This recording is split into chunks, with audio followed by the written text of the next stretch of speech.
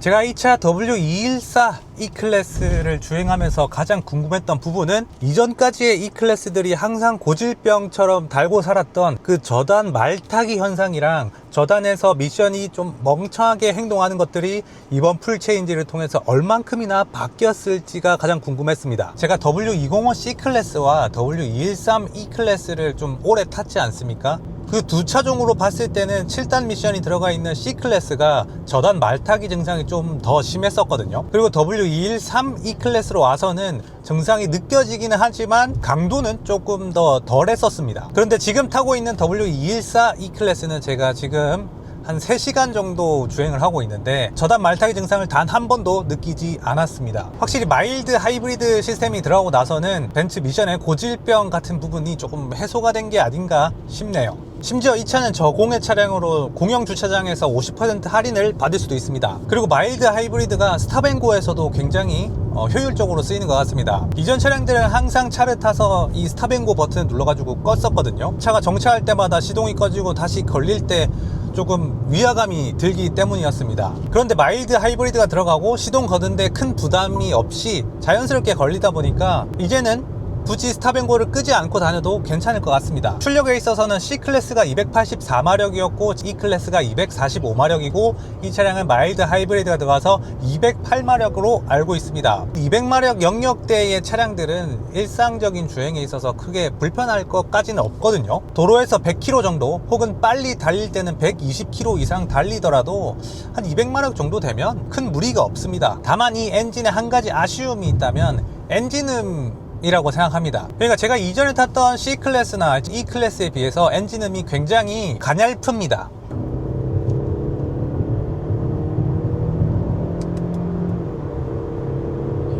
고RPM을 가더라도 엔진음이 좀 되게 정숙합니다. 이런 데까지 정숙할 필요는 없다고 생각하는데 어쨌든 이 차는 작게나마 하이브리드 모터가 있기 때문에 엔진음을 크게 부각시킬 필요가 전혀 없었겠죠. 물론 이는 시대의 변화에 따른 당연한 현상이겠지만 개인적인 입장에서는 좀 아쉬운 엔진음입니다. 굳이 페달을 밟고 싶지 않게 만드는 그런 안전운전을 유발하는 엔진음이라고 할 수 있겠습니다. 출력 부분에서는 확실히 마일드 하이브리드가 초반을 조금 잡아주는 게 있어서 그런지 저단 튕김도 없을 뿐더러 초반 펀치력이 나름 나쁘지 않다고 생각합니다. 그러니까 부드러운 가속이 잘 되는 편이에요. 예전 벤츠 차량들은 정차했다가 다시 출발할 때 너무 좀 느긋하게 가는 면이 좀 있는데 그런데 그 차주들이 느긋해서 느긋하게 가는 게 아니라 차 자체가 굉장히 느긋하게 세팅이 되어 있기 때문에 천천히 출발을 했던 거였거든요. 그런데 확실히 이번 엔진이 들어오고 나서는 그런 부분들이 많이 개선이 된 모습입니다. 그리고 이 200 같은 경우는 어질리티 서스펜션이 들어가 있습니다. 어질리티 서스펜션이라는 게 이전부터 있었던 건데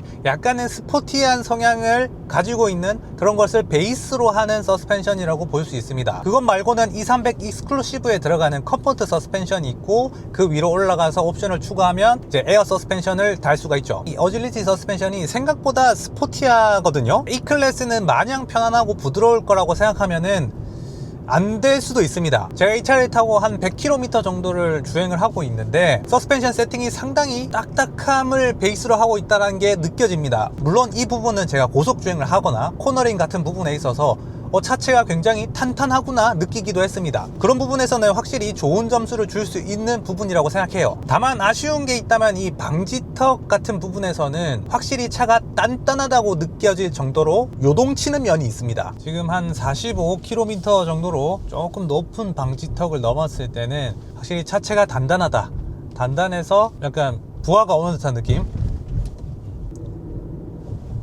컴포트한 세팅이었다면 방지턱을 넘었을 때 끝 마무리로 오는 이 부드러움이 있을 텐데 방지턱을 다 넘었을 때 마지막 바운스를 칠 때의 느낌이 좀 땅땅하다라는 느낌을 받을 수 있습니다. 엄청나게 기분이 나쁘게 승차감이 안 좋다라는 건 아니고 조금 탄탄하다라는 걸 느낄 수 있는 정도예요. 일상적인 수준에서 그냥 탈 수 있는 정도의 승차감인 것 같습니다. 반면에 이렇게 탄탄하게 세팅을 해뒀으니까 코너링이나 고속 주행에서는 좀 더 안정감을 가질 수 있겠죠. 그리고 이 차가 생각보다 회전 반경이 조금 괜찮은 것 같아요. 좁은 구간임에도 불구하고 회전 반경이 상당히 괜찮은 느낌입니다. 요즘 차들은 길이만 계속 늘리고 크기만 계속 키우는데 이 클래스 같은 경우는 확실히 이 전장이 5m가 안 되다 보니까 회전 반경에 있어서 장점이 있는 것 같습니다. 이 차 같은 경우는 E200 깡통이지만 어댑티브 크루즈 컨트롤이 달려 있습니다. 차간거리 유지도 가능하고 차선 중앙 유지도 해줍니다. 그런데 아시다시피 그냥 벤츠의 기본 어댑티브 크루즈 컨트롤이기 때문에 엄청나게 똑똑하게 차를 컨트롤 해준다기보다는 그냥 고속도로에서 나름 쓸만한 부분인 것 같습니다.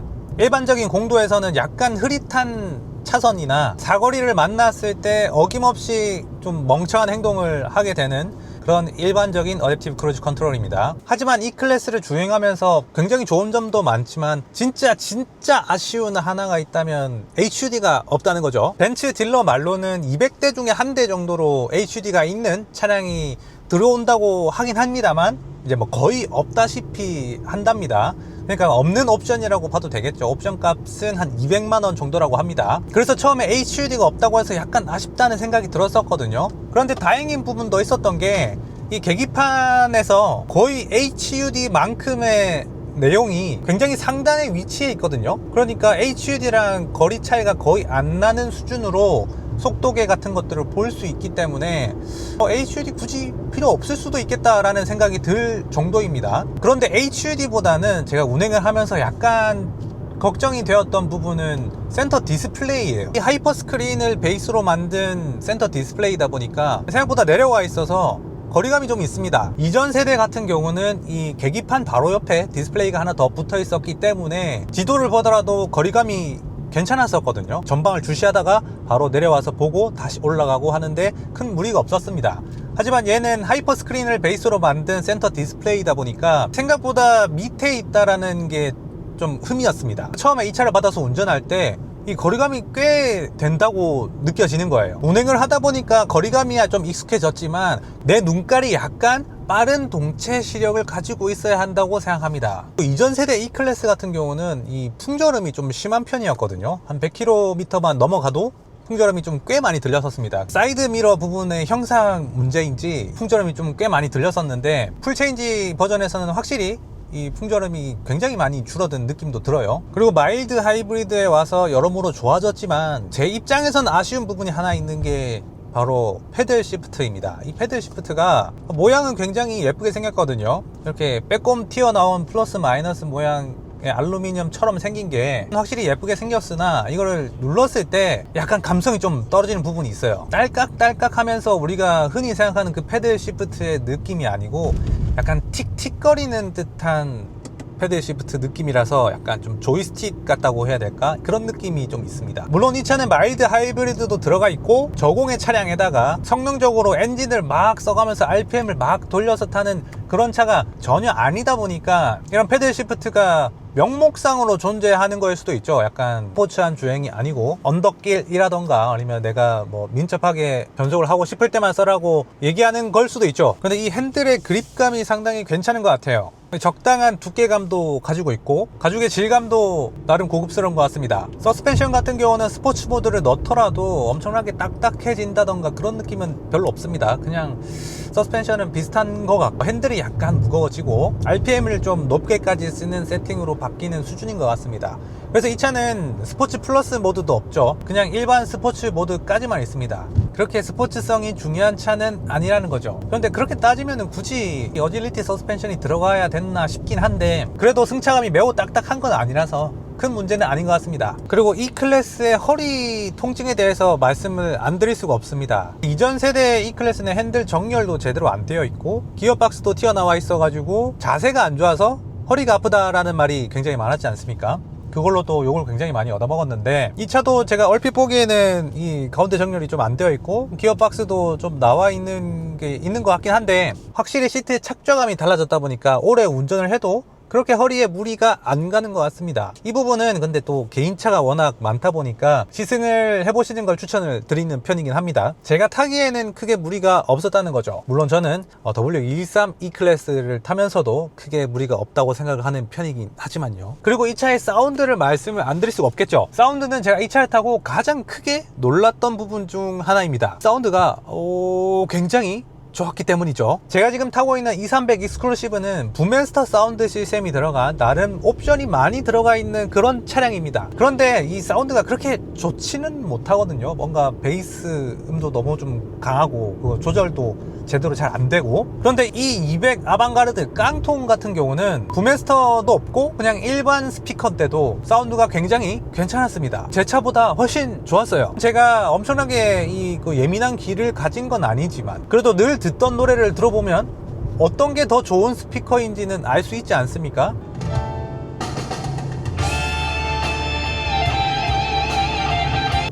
이 사운드가 왜 이렇게 좋죠? 사운드 확실히 전 세대보다 엄청나게 좋아진 것 같아요. 기본 사운드인데도 불구하고. 오늘은 4시간 50분 정도 운행을 했고 135km를 달렸으며 연비는 10.4km/L가 나왔습니다. 연비 같은 경우는 제가 엄청나게 막히는 도로를 가진 않았지만 좀 이리저리 쏘고 다니기도 했고 연비 운전을 하지 않았기 때문에 적당히 한 10km 정도가 나온다고 볼 수 있겠네요. 앰비언트 라이트가 영상으로만 봤을 때는 이거 너무 좀 과한 거 아닌가라는 생각이 들었는데 실제로 봤을 때는 훨씬 더 톤 다운되고 채도도 좀 낮은 느낌입니다. 그래서 뭐 지금 이렇게 화면에 보는 것처럼 엄청나게 쨍쨍하게 나오는 색감은 아니에요. 그래서 얘네들이 어두운 공간에서 엄청나게 방해스러운 건 아닌데 오히려 저는 여기 위에 있는 이 불빛 있죠, 이 앰비언트 라이트가 좀 강하다는 인상이 있더라고요. 그래서 어두운 곳 지하 주차장에서 운행을 할 때 여기가 자꾸 신경이 쓰이는 느낌입니다. 오늘 벤츠 W214 E클래스